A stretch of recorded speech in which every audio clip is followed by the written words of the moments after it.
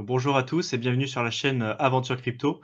Aujourd'hui, on est avec Thibaut de la chaîne Éternel Étudiant pour voilà, échanger sur le thème des CBDC, donc les monnaies numériques de banque centrale, et voilà, pour voir ce qu'on peut en penser tous les deux. Donc du coup, pour introduire un petit peu, pour ceux qui sont pas forcément au courant, donc les CBDC, monnaie numérique de banque centrale, ça sera ou c'est déjà au final une monnaie numérique qui a vocation à remplacer un peu les monnaies fiat ou les devises comme l'euro, le dollar traditionnel, et qui sera gérée directement par la banque centrale en lien avec les États, voilà, et qui sera assimilée entre guillemets à une crypto-monnaie parce que ça sera voilà, elle utilisera la technologie de la blockchain pour tenir ses comptes au lieu la traditionnelle voilà, banque avec ses livres de compte.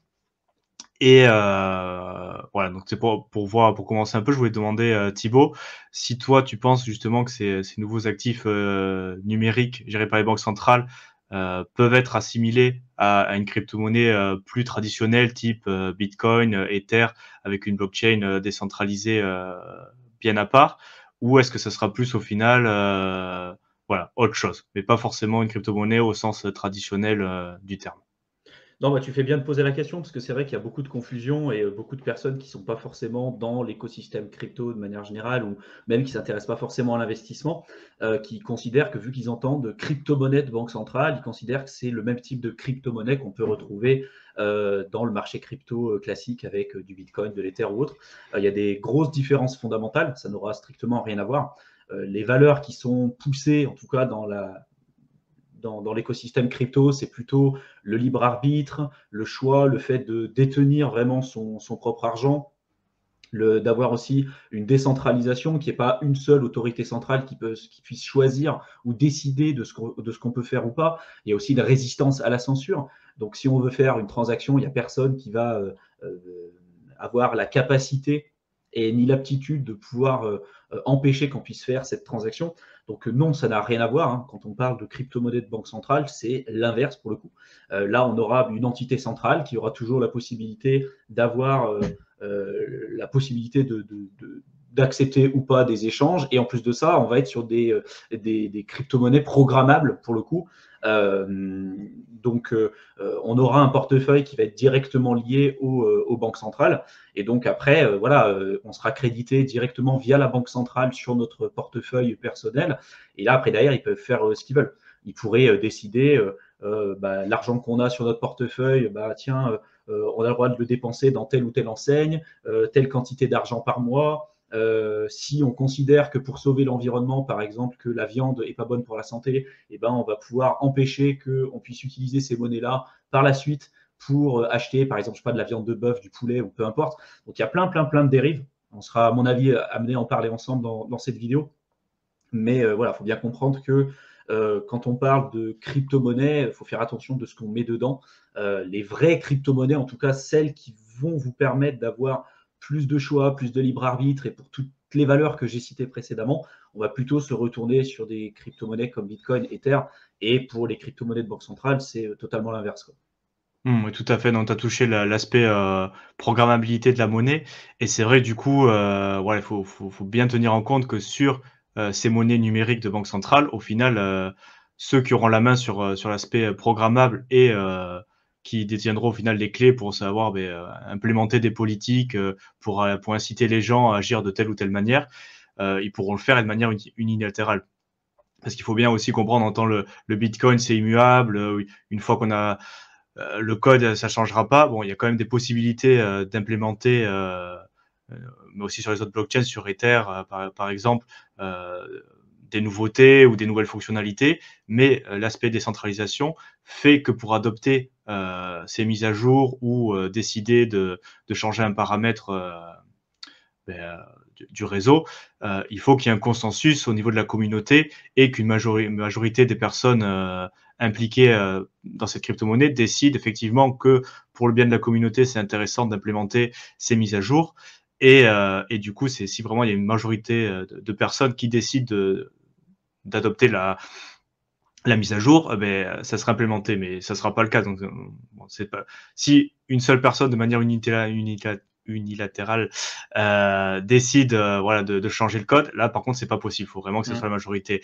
Et dans le cas des monnaies numériques, ça sert vraiment au bon vouloir de la Banque centrale ou des entreprises voilà, privées qui travailleront main dans la main d'implémenter ce qu'elles veulent au moment où elles veulent. Et vraiment, tous les utilisateurs, donc nous, les citoyens de divers pays, n'auront vraiment aucun droit de regard là-dessus et subiront ces implémentations, même si ça, au final, c'est pas fait du tout à leur avantage, mais plus voilà, par rapport à un agenda politique du moment qui convient de mettre ça en place. Et puis là, il y aura pas de choix non plus, parce que ce qu'il faut qu'on remarque aussi, c'est qu'il y a de plus en plus la guerre un peu contre le cash. Donc je pense pas que le cash va être amené à disparaître comme ça du jour au lendemain, mais il risque d'être de moins en moins accepté. Il risque d'être beaucoup moins simple, en tout cas, de pouvoir en utiliser de notre côté. Et du coup, par la suite, si on n'a qu'un seul et unique portefeuille qui est lié aux banques centrales, et si à un moment donné, on ne répond pas aux critères d'éligibilité pour avoir ce portefeuille, je sais pas, on dit quelque chose sur Twitter qui ne plaît pas au gouvernement, et puis peut-être même pas à l'instant T, hein, ça peut être aujourd'hui on dit un truc qui rentre dans les guidelines et dans tout ce qu'il faut, puis à un moment donné on change de gouvernement, la politique change aussi, et du coup ce qu'on avait mis, le tweet qu'on avait publié il y a 2-3 ans en arrière, là tout de suite ça rentre plus dans les bons critères.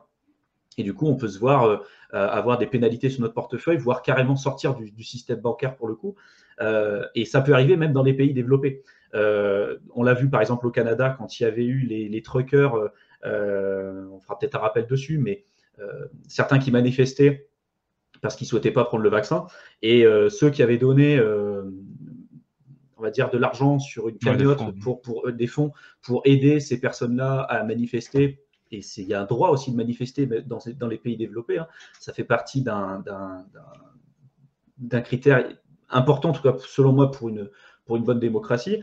Et ces personnes-là ont eu des sanctions, et pour la plupart d'entre eux, ceux qui faisaient un peu partie des têtes de gondole dans ceux qui ont soutenu ce mouvement-là des truckers, ont vu leur compte bancaire fermé. Donc même dans des pays développés comme le Canada, si c'est arrivé au Canada, je ne vois pas pourquoi ça n'arriverait pas en Europe, ou peu importe en fait. Souvent, on a l'impression que c'est plus dans les pays en voie de développement ou dans des pays un peu pauvres sur lesquels on peut avoir ce genre de problématique.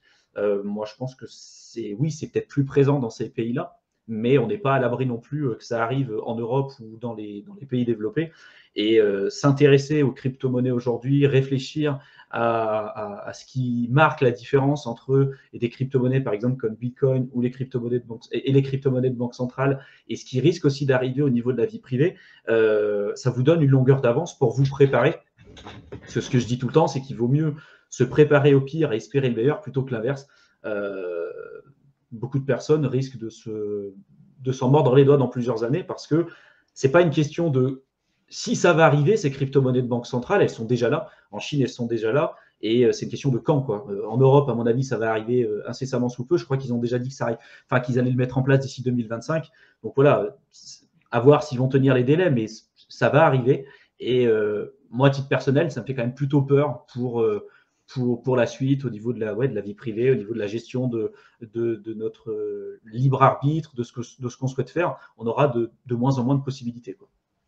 Oui, mais tout à fait. Je voulais toucher l'aspect programmabilité, on l'a touché, mais il y a vraiment, et ce qui est peut-être un peu plus préoccupant, c'est l'aspect voilà, respect de la vie privée, suivi des personnes, et voilà, faire ce qu'on veut plus ou moins avec notre argent, et voilà, qui sera totalement à la merci et entre les mains des banques centrales et des États, en court-circuitant, grâce à ces monnaies numériques, directement les banques commerciales, donc avec un droit de regard complètement absolu sur ce qu'on fait avec notre argent et où on le dépense, et voilà.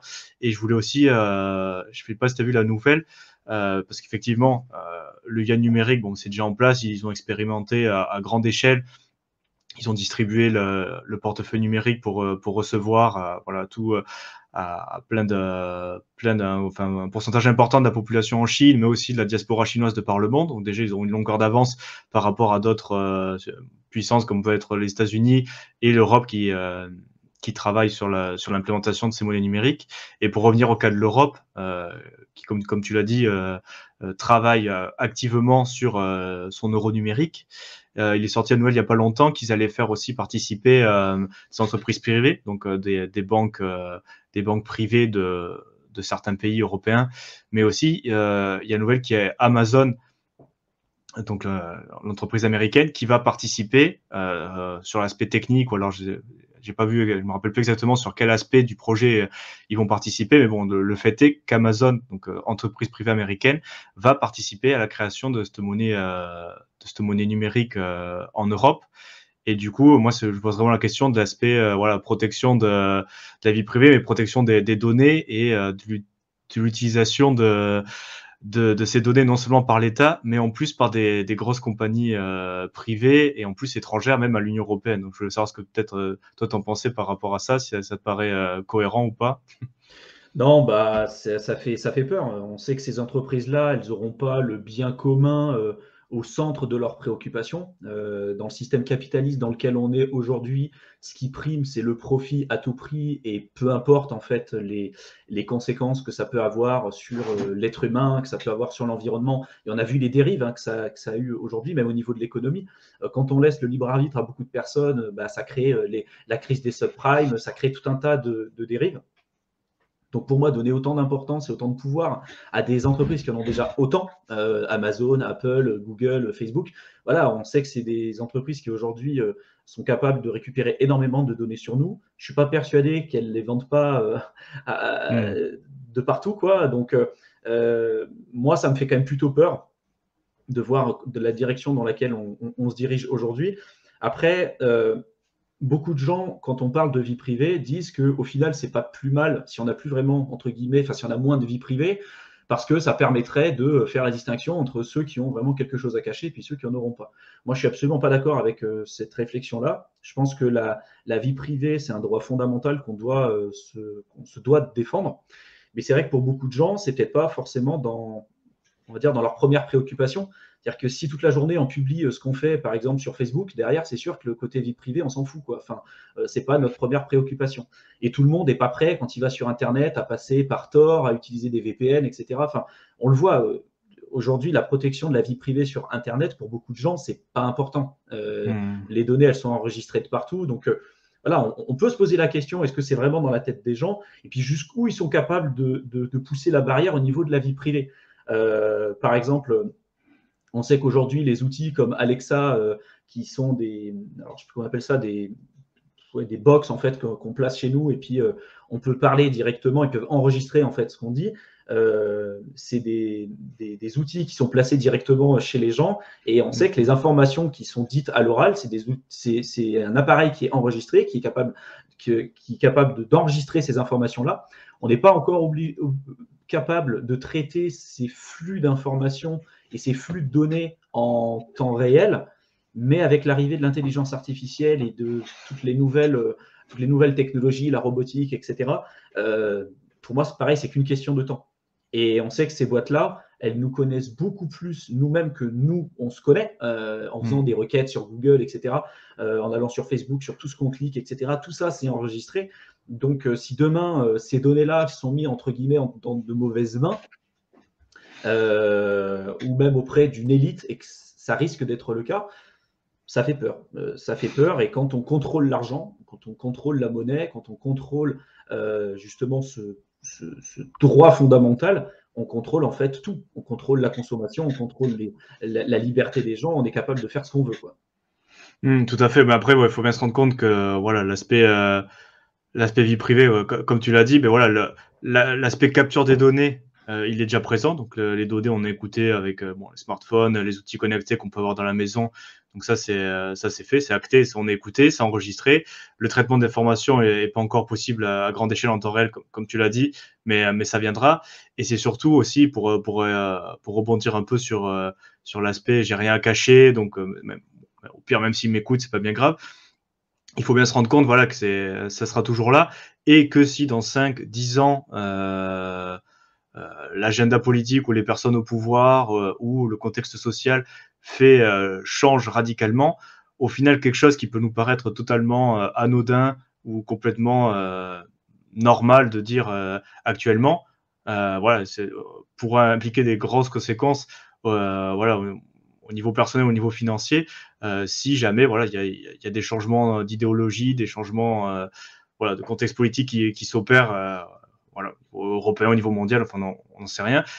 Et au final, ces données qu'on n'a pas pris le soin ou qu'on n'a pas fait attention ou voilà, par des intérêts ou par méconnaissance de protéger, elles pourront se retourner contre nous, alors que au moment où, par exemple, on parle actuellement, il n'y a aucun mal voilà, à dire ce qu'on dit, à faire ce qu'on fait, mais ça pourrait voilà, se retourner contre nous. Donc c'est plus voilà, avoir ces éléments en tête pour aborder le sujet et pas se dire ah oui bon bah, c'est des crypto-monnaies comme les autres, ça va permettre plus d'adoption, moi j'en ai un petit peu aussi à côté, bon ça va faire grossir mon portefeuille, voilà c'est pas trop mal. Et donc pour pas que Après, ce qu'il faut comprendre aussi, c'est que beaucoup voient les crypto-monnaies comme étant un moyen de faire de l'argent, de la spéculation, et 99% des gens le voient comme ça. Et nous aussi, hein, on voit aussi les crypto-monnaies comme étant un moyen de faire de l'argent, on ne va pas se le cacher. Mais ça reste aussi des outils. Voilà. Avant tout, ça a été créé pour, par exemple, pour le cas de Bitcoin, ça a été vu au départ et présenté dans le white paper par Satoshi Nakamoto comme étant peer-to-peer electronic cash system. L'objectif au départ, c'était de permettre de faire des échanges sans intermédiaire et de remplacer le cash. On s'est rendu compte que par la suite, ce n'était pas vraiment possible parce que la taille des blocs était trop faible et du coup, dès qu'on avait beaucoup de demandes, on avait des frais qui augmentaient et puis des temps pour valider les transactions qui augmentaient aussi. Donc l'utiliser en cash, ce n'était pas forcément intéressant. Donc ils ont changé le schéma narratif. Ils l'ont passé de le fait de remplacer le cash par de la monnaie programmable. On se rend compte que la monnaie programmable aujourd'hui sur Bitcoin, on n'est pas capable de programmer grand-chose. L'Ether, c'est plus la capacité de programmer des applications décentralisées, etc. Mais sur Bitcoin, c'est quand même assez compliqué, bien qu'il y ait quand même certaines applications qui se créent dessus, mais c'est quand même assez tendu. Et ils ont encore changé le schéma narratif en disant c'est l'or 2.0, c'est la réserve de valeur 2.0. Et là, aujourd'hui, on se rend compte que ça répond un peu plus à ces exigences-là, que dans la tête des gens, on le comprend beaucoup plus, parce que c'est capé à 21 millions, qu'on n'est pas censé pouvoir en imprimer plus. Et donc voilà, il y a tout un tas de points sur lesquels il faut être vigilant, et surtout quand on va vous dire, quand vous allez entendre des personnes qui vont vous dire le Bitcoin, c'est pas intéressant, ce qui est intéressant, c'est la technologie sous-jacente, c'est la blockchain. Il faut faire attention, la blockchain, c'est juste une base de données, c'est un moyen de stocker de l'information. Et quand on utilise le mot blockchain, c'est pour ceux qui s'intéressent un petit peu pour le stockage des données, etc., le terme, enfin même la technologie blockchain, c'est extrêmement nul, en fait, même pour stocker des données. En fait, ce qu'on va utiliser, la technologie blockchain, ce qui est intéressant quand on utilise ça, c'est pour avoir le côté résistance à la censure. Si derrière, on utilise la blockchain juste pour stocker des informations, et on a vu en 2017, quand il y avait des ICO et des personnes qui expliquaient, voilà, ils mettaient le mot blockchain partout parce que c'était plus un terme marketing qu'autre chose. Au final, ils n'avaient pas besoin d'une blockchain. Hein. Si c'était juste pour stocker les données, aujourd'hui, ils pouvaient stocker les données de manière complètement autre que la blockchain et c'est beaucoup plus efficace. C'est-à-dire, si on veut utiliser le concept de blockchain et la technologie blockchain pour stocker les données sans rechercher cette résistance à la censure, ça ne sert à rien pour le coup. Ça ne sert strictement à rien. Et donc, voilà, il faut faire attention quand vous allez avoir des personnes qui vont vous expliquer, voilà, le Bitcoin, c'est pas intéressant, ce qui est intéressant, c'est la blockchain. Et quand vous creusez, vous vous rendez compte que les gens qui vous disent ça, eh ben, c'est des entreprises privées, c'est des gens qui n'ont pas forcément dans l'esprit la protection de vos données personnelles, de permettre de protéger aussi votre libre arbitre, etc. Et puis, on a ce discours-là aussi de la part des personnes qui travaillent pour la création et le développement des crypto-monnaies de banque centrale, quoi. Oui, tout à fait. Mais c'est plus au final l'aspect un peu que tu viens de dire, c'est la blockchain. Au final, c'est la vraie utilité, la vraie valeur là-dedans. C'est vraiment l'aspect voilà, décentralisation et gérer voilà, sans limite possible, sans restriction qui peut être imposée de manière unilatérale extérieure, voilà, venir impacter notre argent. Mais après, c'est vrai que sur la vitesse de transmission et l'efficience voilà, du stockage et des transactions, c'est pas idéal. Ça Non, va, si les gens qui disent tout le temps, ouais, mais regarde, c'est hyper lent, on peut pas payer avec du Bitcoin, par exemple, pour un café et tout, c'est pas l'utilité première. Alors, si on revient à ce que Satoshi Nakamoto avait dit au départ oui, la pour vision remplacer le initiale, cash, on partait là-dessus. Ouais. voilà, la vision initiale, c'était un peu ça, et d'ailleurs pour ça qu'il y a d'autres personnes comme Roger Ver qui ont fait le hard fork avec Bitcoin Cash, parce qu'eux, ils sont restés sur cette vision au départ de Electronic Cash System. Mmh.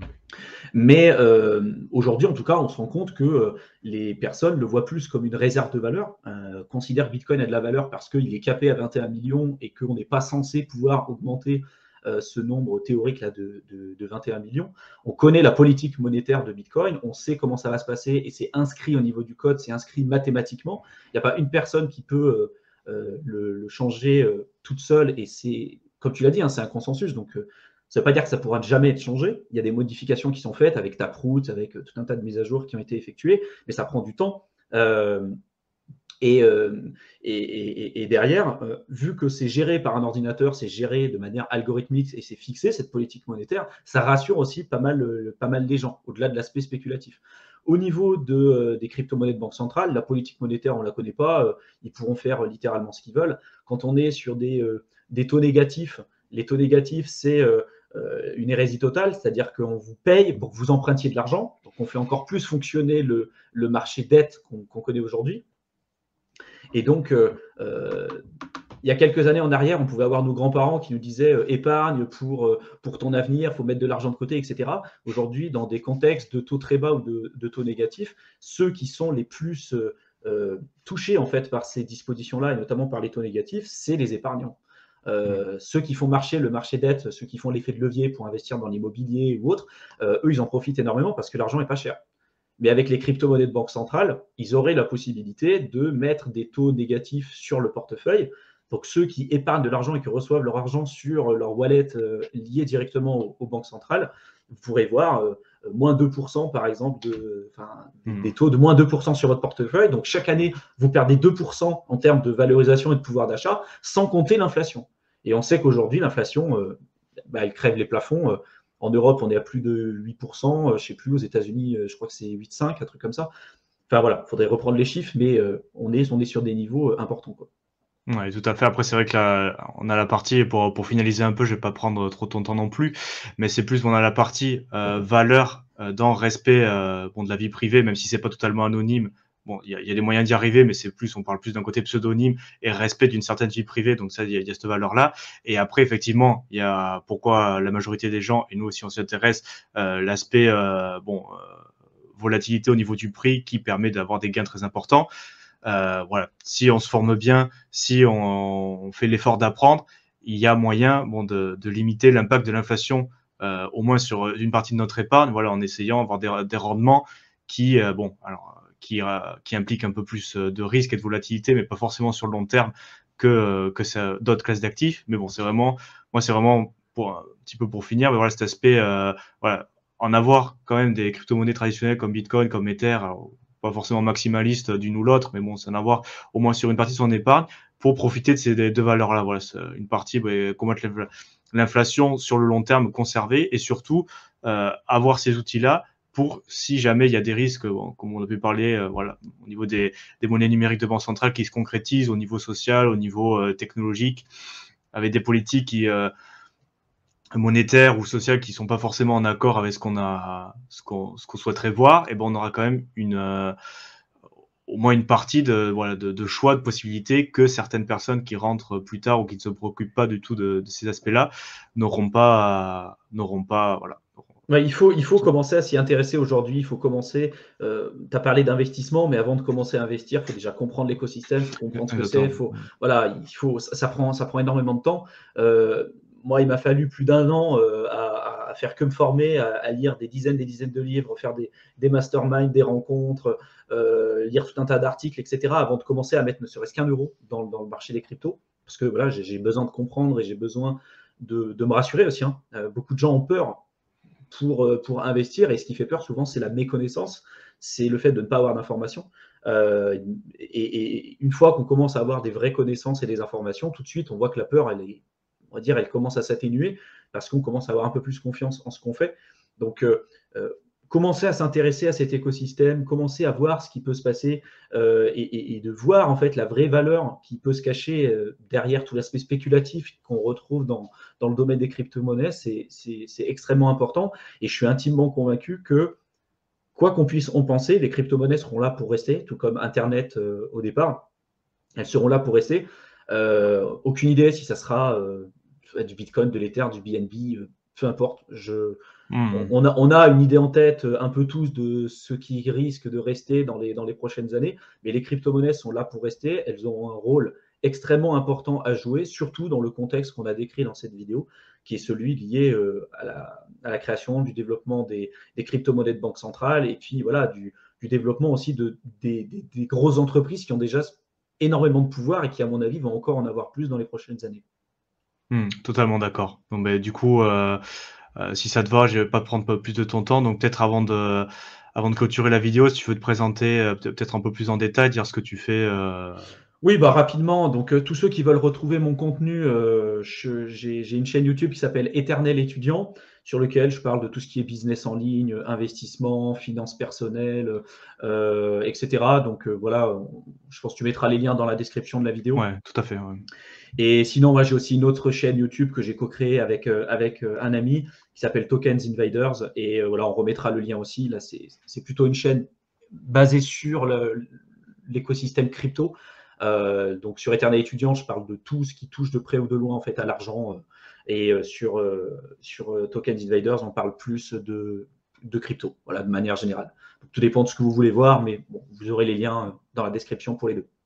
Voilà, exactement. Donc, si ça vous intéresse, ben, regardez dans la description de la vidéo, il y aura les liens pour aller voir ce contenu-là.